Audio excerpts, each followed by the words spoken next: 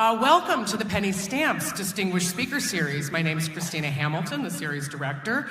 Today we are delighted to bring you Grammy Award-winning musician, composer, author, and the inaugural Artist in Residence for the University of Michigan Arts Initiative, Rhiannon Giddens is in the house.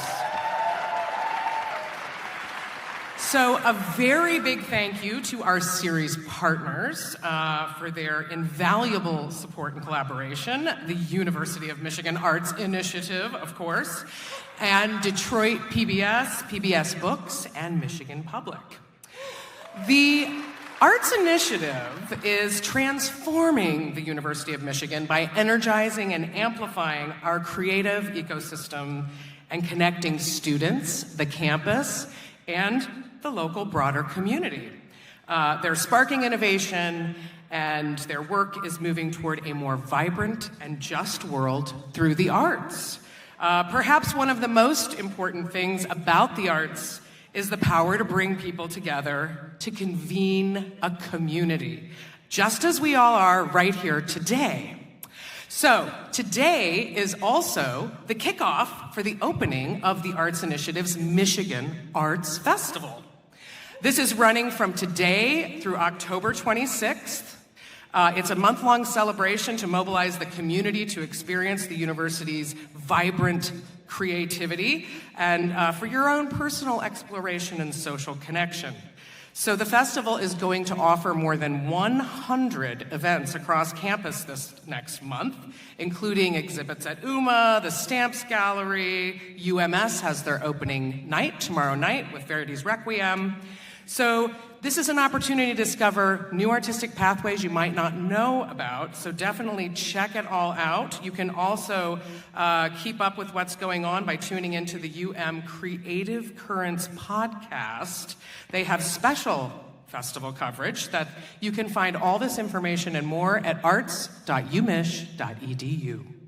A few highlights for students in the house. This university here boasts more arts-based student organizations than any other university in the country. Yeah, how about that? So do not miss the Student Arts Organization Fair, which is happening tomorrow at 2 p.m. near the flagpole on the Diag. So drop by, explore, connect, and get involved. You can also join the Michigan Arts Festival's scavenger hunt, which is on an app called Goose Chase, and you can earn points and win prizes throughout the month. And most importantly, the Arts Initiative is here to help you make the arts meaningful and experience them in as many ways as possible. So keep up with the programs by following them on Instagram, and you should also sign up for the Student Arts newsletter. They also give funding. So, another festival featured event which opens this weekend, which I want to point out to you, is Stacey L. Kirby's Bureau of Personal Belonging, which opens at the Stamps Gallery on Saturday. This is a powerful interactive installation and performance series that has been created in collaboration with the artist in residence, Stacey Kirby, and students and faculty, and it's activated by viewer participation. The performance invites all of us to engage with questions of identity, civic engagement, and highlight the power of art in building mutual respect. That opening performance is on Saturday between 1 p.m. and 5 p.m. at the Stamps Gallery around the corner on Division. You don't have to go for 5 hours. It's just 45-minute increments, and it's open for 5 hours. And looking ahead, just a reminder, if you didn't know about Rhiannon until today, UMS has a performance with her on April 21st, so get your tickets. Yep. Please do remember to silence your cell phones. We will have a Q&A here today. I don't know how much time we're going to have for it. You're going to see there's microphones at the ends of the aisles here, so when that moment comes, Rhiannon will invite you to line up at these mics, and we'll see how much time we have for questions. And now, for a proper introduction of our guest, please welcome the Executive Director of the University of Michigan Arts Initiative, Mark Clegg.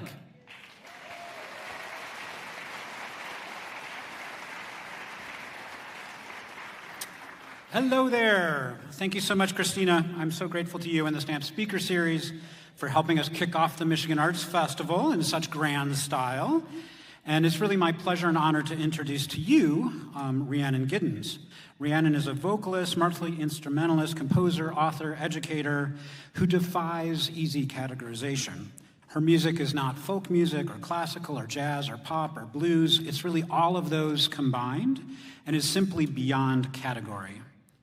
Rhiannon's work lives in a kind of sweet spot, if you will, where music is an expression of joy and wonder, while at the same time serving as a vehicle of social awareness, lifting up the people whose contributions to our musical story in the Americas has been overlooked, erased, ignored, and denied. She's both an artist and a scholar, and because of that combination, her music making doesn't fit our typical labels. Instead, it offers a more accurate, more human, and more artistically vibrant understanding of what American music is, what it has been, and what it should be in the future. Born in Greensboro, North Carolina, Rhiannon Giddens is a founding member of the multiple Grammy Award-winning roots music string band, the Carolina Chocolate Drops. Yeah. Winner of a MacArthur Genius Award and a Pulitzer Prize honoree for her opera, Omar. This opera is based on the autobiography of Omar ibn Said, a Muslim scholar who in 1807 was captured in West Africa and sold into slavery in Charleston, South Carolina. As you can imagine, Rhiannon's award-winning artistry is beautiful, transcendent, and hopeful, while at the same time, it quickly becomes very real and very human. This week marks her third and final visit to Ann Arbor in her role as the University of Michigan's inaugural artist in residence. Fortunately, as Christina said, she'll be back in Hill Auditorium in April, so get those tickets, as she said.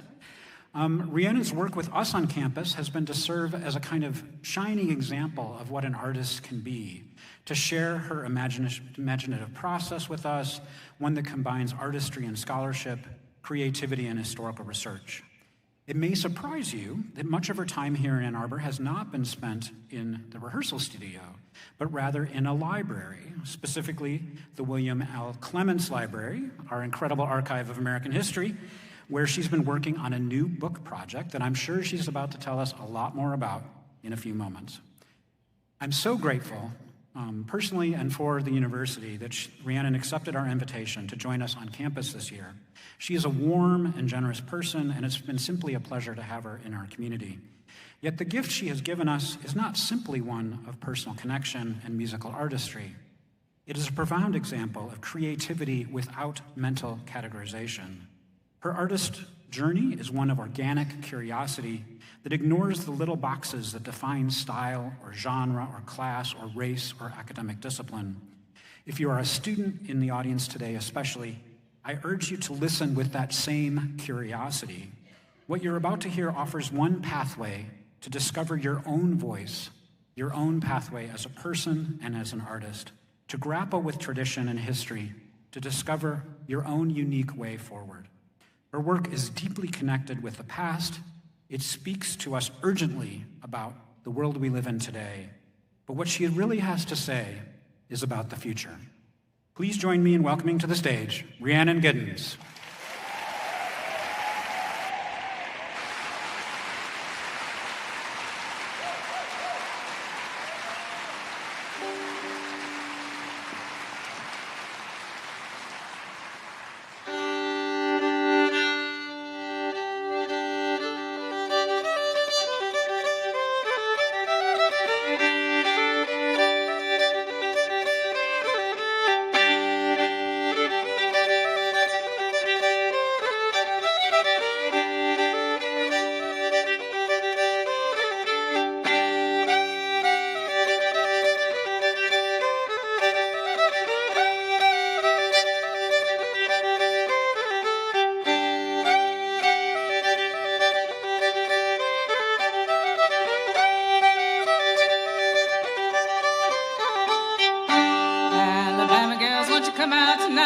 come out tonight, come out tonight. Alabama girls, won't you come out tonight? Dance by the light of the moon.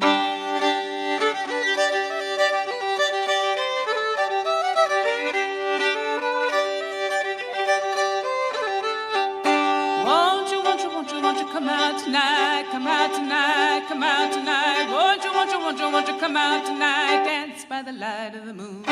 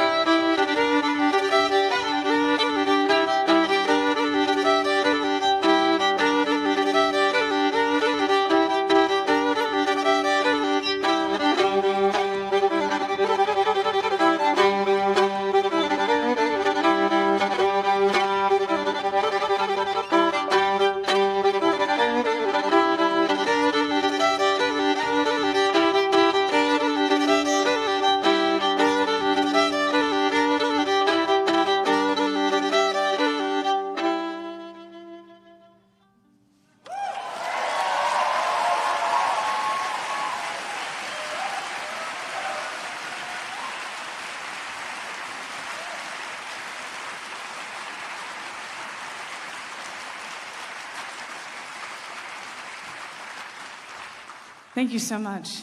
Now, this is a new variation of material that I've been working on for years, actually. So I'm hoping I stay in time and that I don't have to speed through some slides.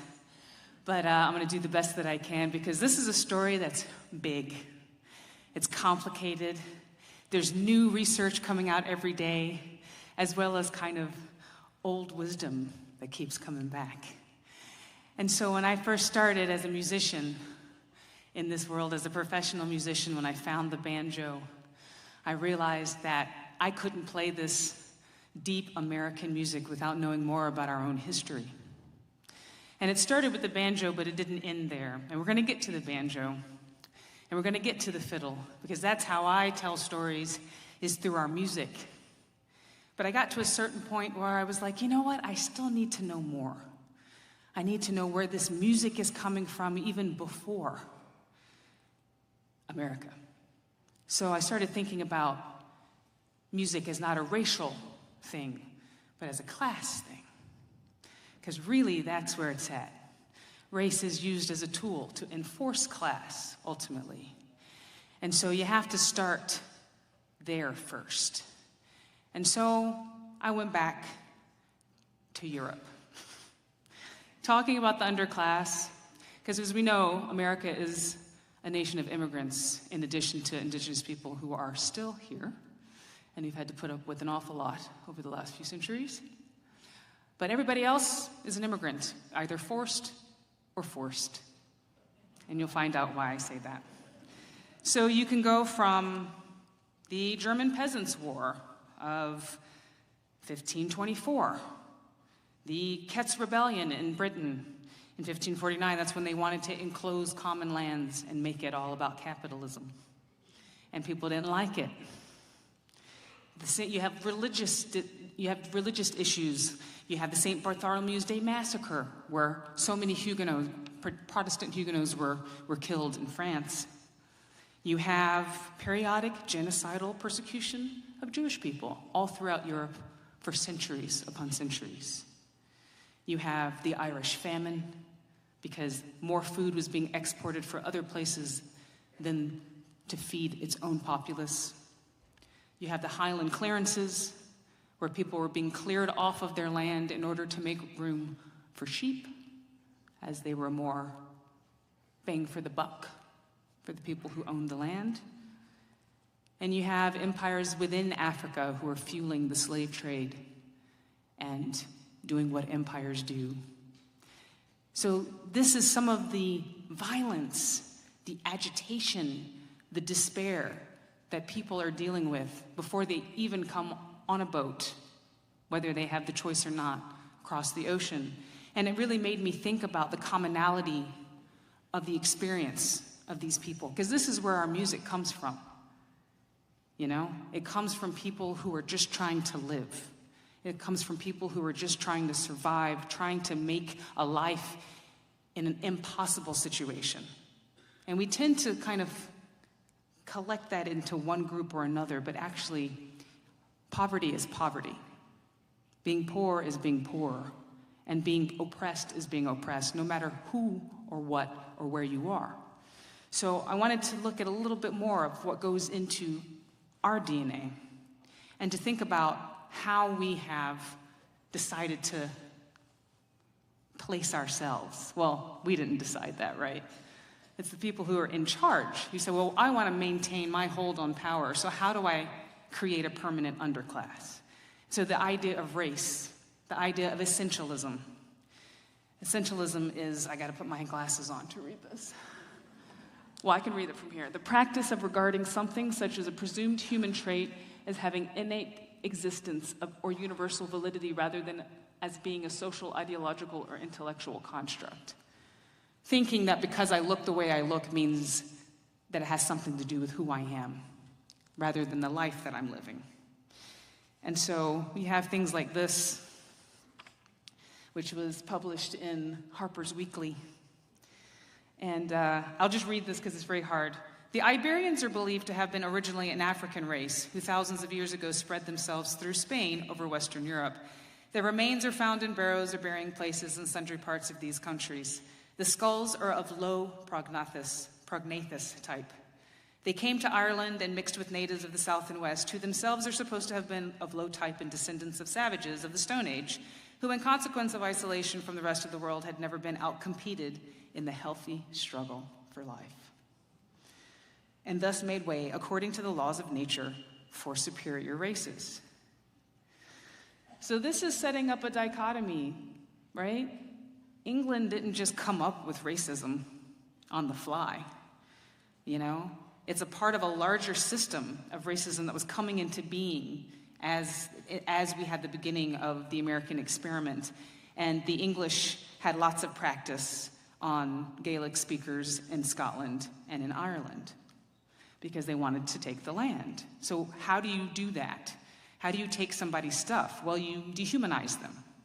It's what we've been doing for a long time. But what you see, it results in this kind of eugenic talk where they're comparing the Irishman and the black man and saying that they're the same because of these pseudo-scientific terms. And of course, the Anglo-Teutonic, the British-German person in the middle is perfect with the high brow. And I had to look up prognathous jaw. I was like, what is that? You know, it says having a protruding lower jaw. So that is seen as uncivilized. That is seen as savage, right? That is seen as this is not up to standard. Well, okay.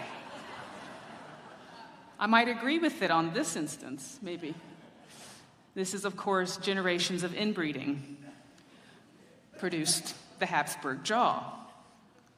Again, thinking about how we use terminology, and it's, you know, what is essentialism, right? So the idea is to create a permanent underclass. So we have the underclass of the world is people who are oppressed, right? People who have no recourse to the same resources as the folks at the very top. But in America, we wanted to make sure we had a permanent underclass, i.e., you couldn't climb up out of it. And to do that, you have to create divisions and you have to create colors. You have to create black and white. And to do that, you have to make up a lot of stuff, you know? So this is also from Harper's Weekly. It's a lovely magazine. But this was talking about the vote. This was in the 1870s, I think, when Reconstruction is being deconstructed. And the idea of the Southern black voter and the Northern Irish voter. They're putting them on the same par and saying they're both equally ignorant. The Irish in America, in the beginning decades, it was a pretty rough road. The idea of no Irish apply actually was, people would publish these advertisements. So the idea is that you start with this, and then you realize that actually you don't want them to be friends. Because if they start being friends, then that means that they're going to outnumber you. So you start to play them against each other. And then you start to tell the folks on the right, well, actually, if you do these things and fight those guys, you can be white too. You too can be white. So what it does is that it makes you, it knocks out everything in the middle. All the brown shades in the middle, you have to go one way or the other. And it creates a very false and fake idea of who you are. Because who you are is your culture, not your color. But then that starts to play in how you are treated in the world, so you then start to absorb that into your own self. I know you didn't come to my lecture thinking it was going to be roses and butterflies, I hope. So the idea of dividing and conquering, and I just wanted to talk about while the folks who are in charge are doing this politically and they're doing this historically, you have the folks who are just trying to live, and they're trying to live with each other, and they're trading things that you trade with each other, like music and food. So I just wanted to get to this definition of syncretism. When two cultures come into close contact, or one is superimposed on the other, syncretism is the cultural sorting process whereby cultural traits found in both cultures are selected for survival or heightened emphasis. So basically, you find something that you hear an echo in, right? And you go, that sounds familiar to me. Now, it's not the way that I have done it before, but I want to do it like that because that's really cool. And that happens over and over and over again. And you think about this picture here where you've got black, white, brown, you've got all sorts of stuff going on in here. And what I wouldn't give to hear what this sounds like, right? But you have to consider that, that's every day of every year, of every decade, of every century, that people have been coming here from all over Europe and Africa. There are these moments of sharing. And it's all of these people who have, barely anything between them are sharing parts of their culture with each other. And part of that is instruments and music. So we're going to start with the fiddle. I played the fiddle in the beginning, played a couple of tunes, and it's probably one of the most famous instruments in the world, the fiddle. And what's really interesting is that it's got a long history in some ways, and it's shorter than you might think in others, because we're going to get into talking about the creation of tradition. But this is a painting by William Sidney Mount, who was a musician who lived in the mid-Atlantic region of the United States and was an amazing observer of local musicians, and he painted these really accurate and beautiful paintings. So I'm going to use quite a few of them. But to start, I didn't know this, but there used to be a medieval fiddle, and it was called the fiddle. It's kind of crazy. And you had things like the fiddle, the viol, the things that come from the 9th century, coming from the lyre. All of these instruments have long histories and long families. And they're used in courts, and they're used in religious music, and they're used by jongleurs, like strolling minstrels, right? And then it becomes the violin in the 1600s in Italy. What we would think of as the violin, this is when it happens. And then it goes back to being a fiddle. In the 16 and 1700s is the explosion of fiddle music, but it's all over Europe. It's not, we have this idea of the fiddle, was in Ireland and Scotland and Wales for the last 2,000 years, and they're playing these old, super, super old music, and then it spread everywhere else. Well, it was actually everywhere. There was a boom in the idea of what the fiddle was, and the average person could pick up a fiddle and start playing it, rather than just just the strolling minstrels or the court musicians. And so that really changed the music that was being played for it, and then it became, it was all bets are off. There's like a million tunes being traded and written. And this is what's happening as people are coming over to the States. So here's a moment to talk about Appalachia. It's Appalachia, by the way. Please spread the word. So Appalachia it's kind of like Ireland in that it's a mystical land that has a lot put on it. Appalachia is a region that surrounds the mountain range, one of the oldest mountain ranges in the world, and is an area that a lot of different people went to over a lot of different years. What we tend to hear of is it was a bastion of the Scotch-Irish, and that's it. And that's just one small part of the story. And Appalachia is actually, the range of Appalachia actually is very close to where I'm from. My space of the Piedmont is at the foot of the hill, so it's right next. We're kissing cousins. And it is one of those really interesting areas. It's also quite a long range, but I would know mostly about southern Appalachians, right? And where you have, West Virginia, Kentucky, and western North Carolina in particular, because I'm from North Carolina. And, you hear that it's full of these backwards people who are, it's just, the stories are legion, and I have a lot of other things to say, but I just wanted to take a minute to say that Appalachia actually was settled by a lot of different people of different colors and different backgrounds, and it was actually one of the hotbeds of resistance during the Civil War in western North Carolina. North Carolina was the last state to secede from the Union. And the western part of the state was full of folks who were just like, that's not our fight. Like, this is, So it's got a really interesting history. And there were a lot of black people in Appalachia, There were a lot of brown people in Appalachia. So it is a much more complicated history than is given. And the thing is, there's a lot of resources in Appalachia. And so the government has been after those resources for a long time. And now we're dealing with mountaintop removal, and it's a big issue. So one of the ways to disempower somebody is to make fun of them. And the quote-unquote hillbilly culture that's been kind of placed upon Appalachia has served that purpose for a long time. I wanted to sing a song for you that is from western North Carolina that I learned from Sheila K. Adams. And it's a song of immigration. And I thought this would be a good moment to sing it. No reason.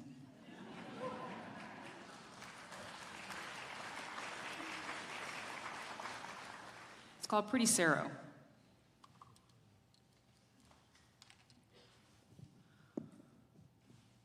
When I first come to this country in 1849, I saw many fair lovers, but I never saw mine.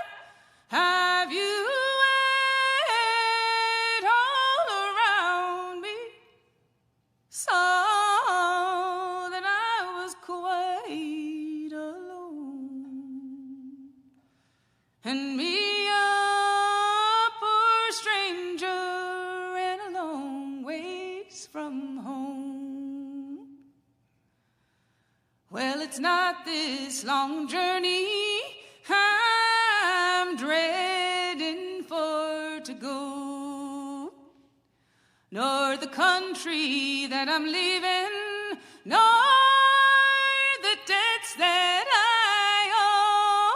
There's only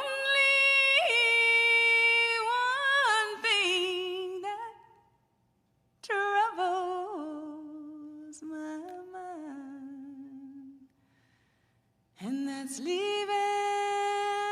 my darling pretty Saro behind.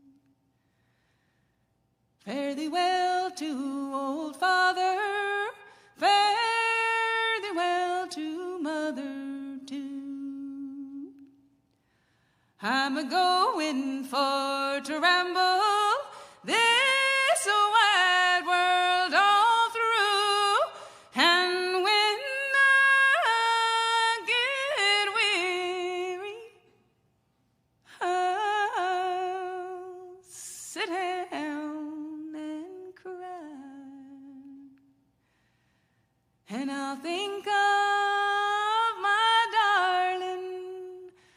Saro, my bride. Well, I wish I was a turtle dove, had wings and could fly. Right now to my lover's lodgings, tonight I draw nigh, and there in her lily white arms I'll lie there all night and watch them little windows for the coming of day.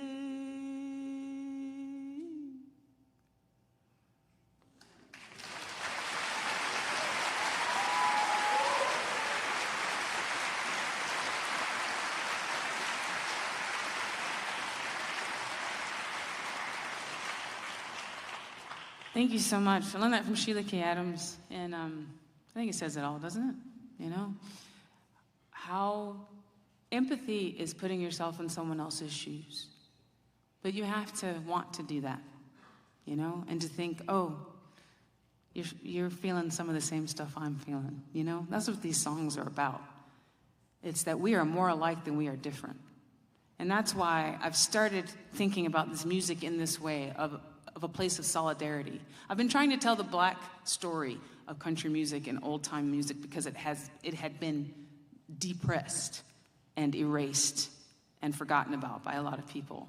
So I've been holding that up, and I will continue to hold that up. But it's really important to remember that we can only do this together, because that's the way we've created everything culturally in this country, is that it's been a cultural conversation for decades and centuries between people who didn't have much, but they had that, you know? So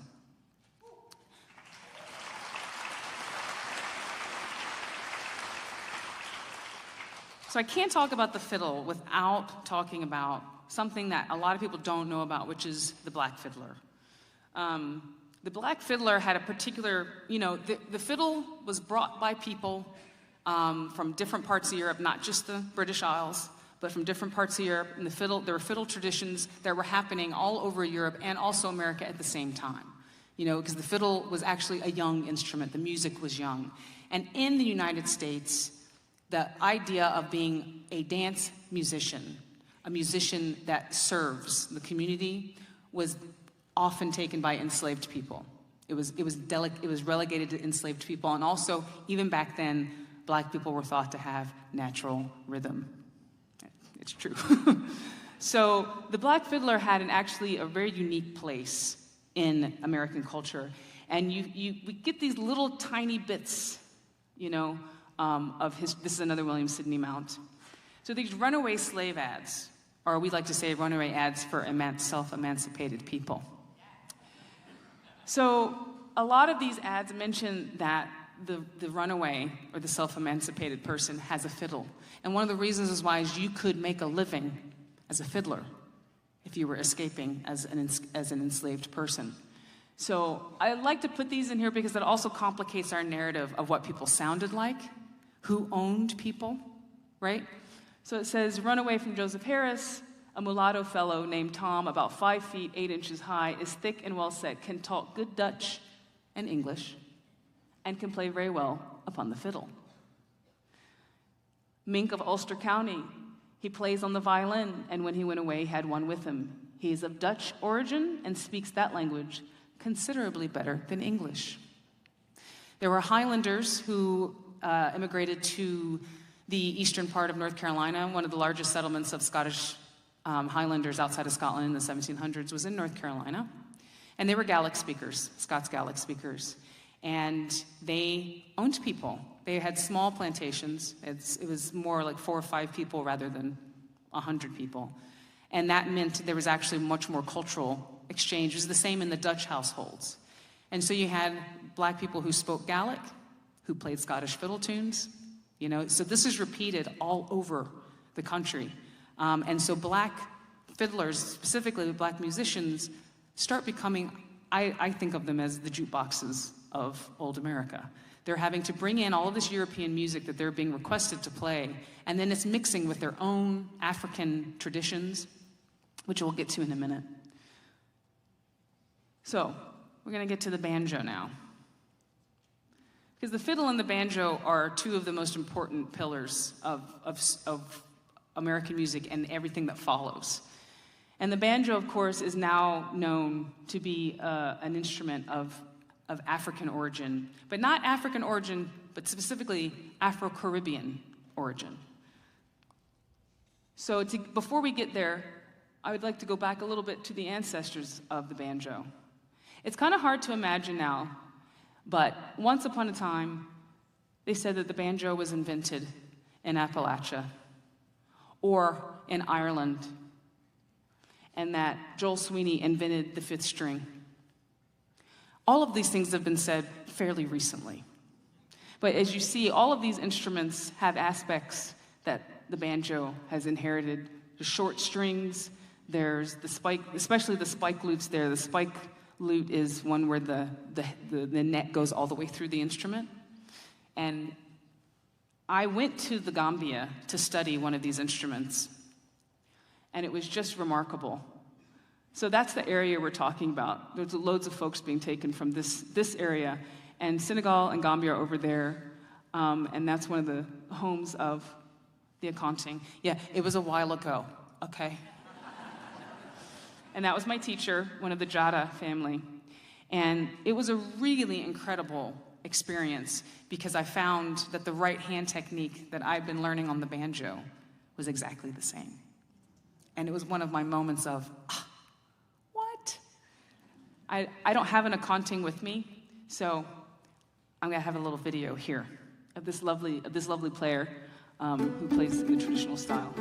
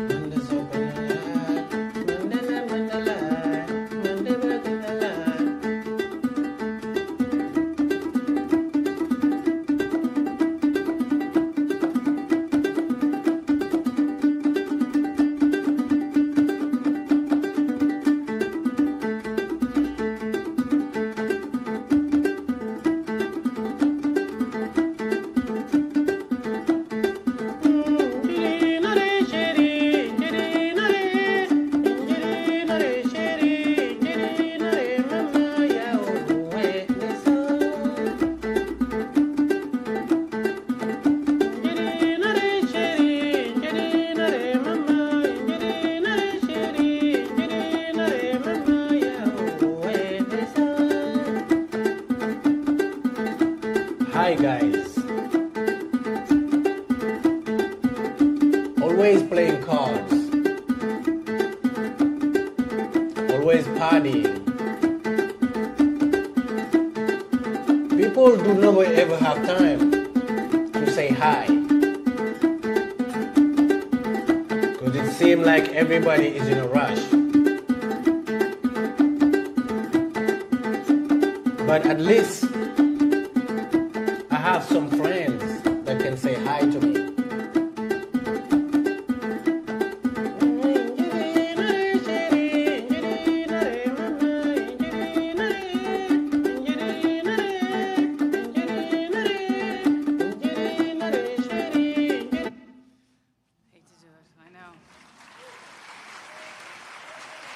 Could have gone on forever. And I let it run, you know, because number one, we rush too much. Number two, there's trance, you know? Anybody who's ever been to an old-time jam where the people sink into it? That's what that is, right? And this is what we're missing in our everyday life. We've extracted it, and we've commodified it, and we've technologized it. And so part of my journey with the banjo and the fiddle is to find my way back to that time before we made it an industry. And it was just part of our lives, you know? You weren't necessarily a professional musician, but music was in every day. And I'm not saying that I necessarily want to go back to Hoe in the Fields or dying of dysentery. But what I'm saying is that there are some things that we've left behind that we can find again. So thinking about the banjo also as a spiritual instrument. But I know you noticed that right hand. And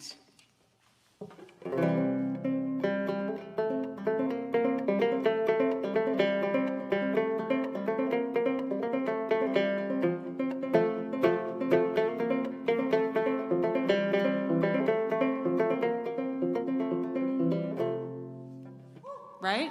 Same thing. I just got a couple extra strings. But the important ones are the same. So there's been a lot of really amazing work done, you know, thinking about the banjo, because the banjo, as we all know, has been made into a figure of fun. It's been made into an instrument that people, you know, think is very light. And it can have that, you know, that feeling sometimes that every instrument can, you know. But the banjo actually starts off pretty serious. This is a painting by, was attributed to John Rose, The Old Plantation from South Carolina. And people look at this and they think, oh, they're dancing, they're having a good time. But actually, recent scholarship, particularly by Christina Gaddy, who literally wrote the book about the banjo as a spiritual instrument, stuff that I felt instinctually she's gone into the archives and found, and it's kind of amazing. But this painting, she was able to compare to some dioramas, folk dioramas that had been done by free artists of color in Suriname, which was a Dutch colony, and found lots of similarities and figured out that this is a ritual that has survived, you know, that we have. This is a picture of something that's going on that was actually a ritual, a ceremony that had survived among enslaved populations in the Caribbean area. And South Carolina was basically the North Caribbean, because a lot of planters left the Caribbean and started plantations in South Carolina. So the slavery in South Carolina was very tied to the Caribbean. And so this idea of the banjo being something that held people together, because when you think about all the different places from Europe that people are coming, right? From England, Germany, Ireland, Scotland, France, and then within that you've got Catholics, you've got Protestants. Within Protestants you've got Presbyterians, you've got Calvinists, you've got Quakers, you have those terrible people that Cromwell, you know, those folks. Sorry. He was horrible. But anyway, you have all these divisions, already. And then you have people brought from all over Africa under just like unbelievable situations, the crucible of which I cannot even imagine, right? You're shackled next to somebody who doesn't speak your language, doesn't practice your religion, doesn't have your same cultural practices, and then you're dumped into a swamp and made to farm sugarcane, which is, if you've never tried to stand in a sugarcane field, I can't even imagine, and I just had to stand in one for 5 minutes, let alone work for 10 hours a day. So the banjo became what you think of it as a banjo in the Caribbean, as all of these different, it's a syncretizing instrument. All these different African ethnicities and groups and cultures drew together around the banjo, and it became a very powerful instrument. So powerful that Europeans started to notice it and write about it and ban it and break it and try to get rid of it, But it was not going to be gotten rid of. And so what happens is that you have lots of Africans brought to the Caribbean, and then they end up going all over the United States, and then you have internal movement. So you have people are moving all the time, and they bring their instruments with them, and they bring their music with them, and the banjo starts to spread all over the United States, not just the South. Some of the earliest sightings of the banjo are actually in the Mid-Atlantic and in Rhode Island, right? So it was everywhere, and it was known as a black instrument everywhere. And then you start getting folk transmission. All right, so after a while, the banjo moves from being a ceremonial instrument, and it becomes more of a dance band instrument or an accompanying instrument. It changes function as it starts to come out of the African diaspora that created it. So you have, all of these moments of folk transmission between all the different cultures that are spending time together. There's a lot of Black Irish mixing because of where they were working, on the riverine environments, in Five Points in New York, on the railroad. There were all these places where they were cheek by jowl because they were considered at the same caste, And so this music and this dance and this culture start to, you start hearing things and you start, I want to try that. Oh, I want one of those. I want a banjo. How do you make it? So you have all of this just normal human excitement about music, and that guy is really good. I want to learn that tune. You have that within these fake racial categories that we have created to divide people, and all of this violence of our history surrounding all of these little moments of, would you teach me that tune? Right? And then the banjo gets adopted by Cherokee people. It gets adopted by people who are becoming white in Appalachia, even though they're not, but then they become white over the years. And it becomes this instrument of survival. It becomes something that means something to a lot of people.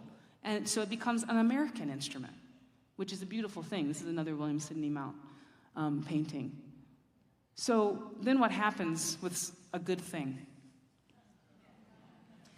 So in the early 1800s, you start to see minstrelsy. I know there's always that pregnant pause after I say that word. Because it's ugly, but the important thing to remember about minstrelsy is that it's several things happening at once. So you think about what these guys are playing. You have the banjo, the fiddle, the tambo, and the bones. That's the first quote-unquote minstrel band. Before this, it was just single performers. And so what minstrelsy really is a combination of folk music that's been created by cross-cultural collaboration and exposure between all these different groups of the new Americans, right?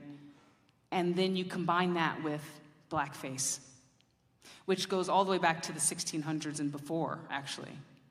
Othello is a blackface play, right? The Mask of Blackness by Ben Jonson. I mean, there's loads of them because Africans were in Europe for a long time, right? It's history.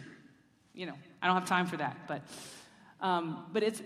it comes together and becomes this theatrical event that then takes over American culture for decades. People are like, this is freaking amazing. You know, white people putting on blackface, acting like black people, which all of that's pretty terrible. But then the music that they're playing is actually coming from something real. So this develops over the 1800s into quite the industry. So a lot of times people would put their actual face on just to make sure people knew they weren't actually black. It's some crazy stuff. Like, you get used to the craziest stuff when you do this research. This is part of what I was doing here. I was going into the archives and looking at sheet music. And there's only so much of these that you can take. I had to leave. Like, one day I was just like, I can't do it anymore. You know, because there's just so many of these. And I could have done mini slides based on these, but I just didn't want to. Because I've talked about this before, but I can't talk about American music without talking about minstrelsy, at least a little bit. And let's not forget that even as the minstrel show went down in popularity and vaudeville kind of took over, right? Let's not forget that it didn't disappear. That's Judy Garland. It was in our movies. It's the creation of some of our most beloved cartoons. Why do cartoon characters wear white gloves? That's a whole nother lecture. So this is the ugly side of it, you know? But what I've been trying to do is, if you just kind of go, this is terrible, let's just sweep it all away, right? Then we lose, actually, the DNA of some of the earliest cross-cultural collaboration that we have notated. Because that's the hard thing. What did this music sound like? We don't have any recordings from 1789. We have some sheet music. And so there are these banjo tutors from 1855. And they're for minstrels. You know, they're meant to be on this. This is the replica of a banjo from 1858. And so I've been studying these tutors because the nice thing about a banjo tutor is that there's no words. It's just tunes. Because all of these songs are offensive beyond belief. And we don't know it because the ones that we sing as folk songs, like Oh Susanna, have been cleaned up. I know people who know a lot of stuff who don't know that verse that got taken out of Oh Susanna with the N-word in it, you know? They all had it. It's very common, you know? So I was gonna play you a couple of tunes from that book, because in that book, I found salvation. I went, I can hear so many things. I can hear my people, all of them, you know, white, black, brown. I can hear all of them in this music. But I'm gonna do them honor and tune. I have no idea what time it is or how much time I have left. Oh, I have 5 minutes. Really? Oh no, 15. Okay. I'll make this quick.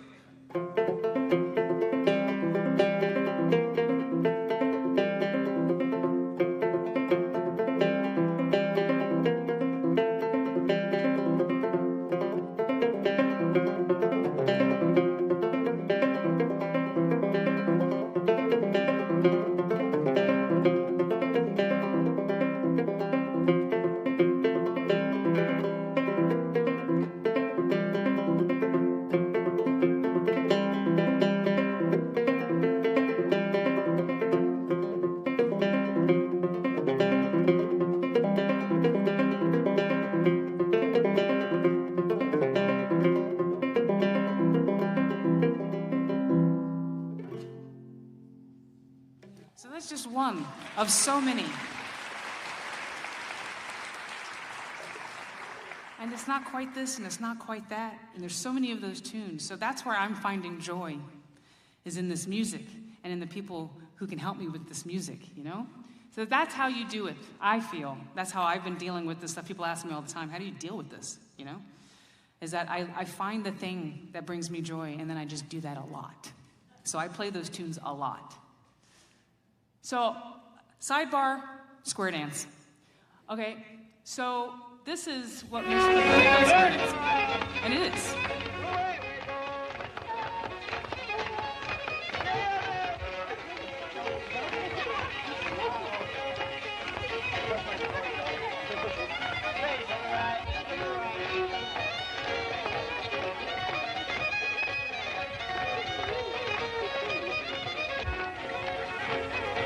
There's a lot of babies, so I'm going to stop it here. It's very cute. But that's a square dance. It's a beautiful example of a square dance, and a lot of us studied square dancing in middle school as a part of a whole other racist campaign. Anyway, there's a lot of stories I don't have time to tell you. But what I've discovered is that everybody used to do this. It wasn't a provenance of white people or anybody in particular. It was just what you did, particularly in rural areas. But then people took that, and you would do it in cities too. So some people called it frolics, some people called it square dancing. My mentor, Joe Thompson, who was a Black Fiddler from North Carolina, that was his function in his community, was playing the music for frolics. And he played for the white dances and the black dances. And I used to go, Joe, what's the difference? And he would never say. So there's one video out there that captures maybe a sense of what it could be like elsewhere as well. And this is a jewel that I am so glad exists, but there's no sound to it. You have to imagine it.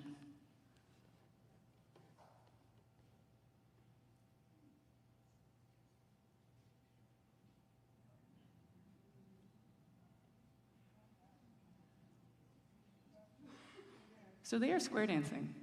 I've done all of these moves. The caller's up there at the top. You can see him. Watch him. He's saying what, and then they do it. Because the callers used to dance before microphones, before podiums. So he's dancing. Look, he's looking at everyone. That's cut in the buck. That's what Joe Thompson would call cut in the buck, where you're doing individual steps, which itself is connected to lots of different African dance styles. The idea of when you're in place. And that's who. He's got style, that dude. Look. Look at that dude. He loves it. And it's like proto-jazz band. They have army instruments, or would have been army instruments. So brass, you've got drums. But they are doing a square dance.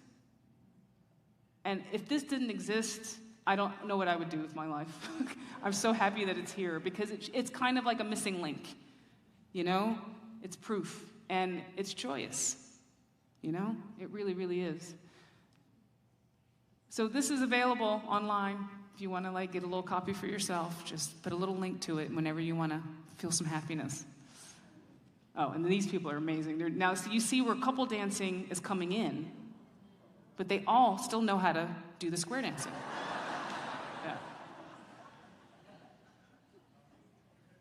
So borders in dance and music are porous and permeable. And these things existed together, and there wasn't this idea of this time was this and then it's this, and you know what I mean? And the same with music genres. So I hate to leave you guys. So we're getting to the end now. I'm almost finished. So no panicking. Because I'm stopping at the recording industry. So all of this is happening before the recording industry. It's incredibly porous, back and forth. This idea of black people are fiddling, white people are fiddling. The blues is kind of coming out of this interesting mixture of things. And then I haven't even really talked about, vernacular music, folk music, and then commercial music, professional music, and it's just a constant back and forth. So it's a back and forth between songwriters and folk transmission. It's back and forth between different races and different cultures. And it's all this combination. And then comes the moneymakers. So you have record companies who want to sell. So they make a box to sell it. So this is Mamie Smith, Crazy Blues, the first blues sung by a black woman and also just considered the first sort of blues recording, 1920. And that's Perry Bradford who wrote it.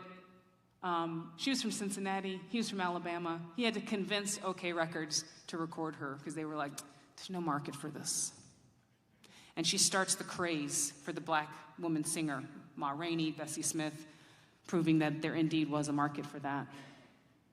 And then you have Vernon Dalhart with the wreck of the Old 97, the first million-selling record in the United States and the first hit country record. And you start having a creation of what these genres are. And that's a whole nother multiple sets of lectures. But Vernon Dalhart was a classically trained singer who recorded lots of things before he hit it big with a country song. Classical music, dance band music, Hawaiian music. America is all about opportunity and trying to make a buck. And he made it. And so is that a country record? What do we consider country music? What do we consider blues? She was a vaudeville singer, right? This was a composed song. So the idea even of the genres that we know change. So you have race records, you have hillbilly records, and then that's a whole nother lecture, like I said. So I wanted to leave you on one of my favorite recordings, videos. This is Louie Bluey, Howard Armstrong, who's a fiddler born in Tennessee. And his first band was the Tennessee Chocolate Drops, which is where the Carolina Chocolate Drops got our name, in homage to him, because he was one of the OGs. And he talks about the fact that he played everything because that's what you did. That's one of the things that the Black String Band did, was that they played everything. Because they got hired to do things, and they just learned how to play. He's like, you go to a Chinese party, you learn a Chinese song. Like, jukeboxes, right? But he was from Tennessee. And even though he went to the city and he played jazz and he hit it big, this is from a documentary about him. Many people didn't know, especially those in the cities, that black people, black musicians, string bands, whatnot, played country music too. And we used to play hold downs and all that sort of music, like Ida Red, John Henry, and Captain Man. That's really a hard number to do.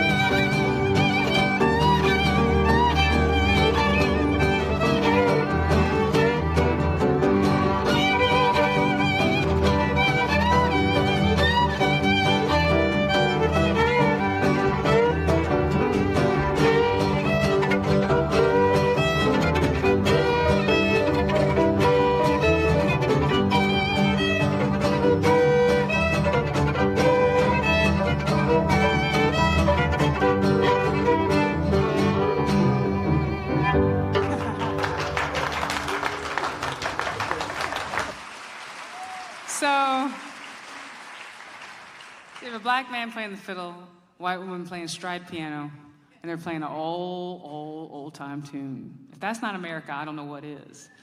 So this is the vision that I'm carrying forward, is that we draw strength from each other. We find similarities with each other, and it's always the powers that be that separate us, whether it's the aristocracy in the beginning, whether it's corporations, whether it's the music industry, because ultimately it's all about money and power. And who has it? So that's why this, I think, is really important for today, because obviously these are narratives that are being used. Who gets to play country music? Who gets to say that they're country? Who gets to be a blues person? These are being used to divide us. I see it right now. So if we know our history, we can go, you know what? Yeah, she can sing that. Yeah, he can play that. Ultimately, because they want to. But it's also all of our music. The banjo is ours, the fiddle is ours, and so is the music and the culture. And we need to know that so that we all own it. And I also would like to see you all pick up the fiddle and the banjo in the next couple years, if that's okay.